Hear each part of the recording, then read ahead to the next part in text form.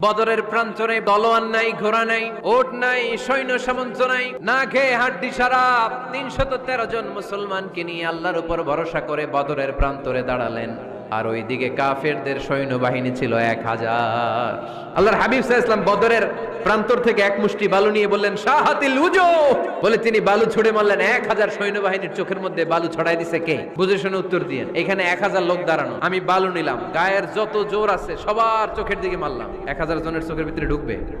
সর্বোচ্চ ৫ জন, বেশি হইলে ১০ জন, তার চেয়ে বেশি হইলে ২০ জন, বেশি হইলে ৫০ জন। আল্লাহ বিশ্বনবীর ডেকে বলেন, ওমা রামাইতা ইয রামাইতা ওয়ালাকিন্নাল্লাহা রামা।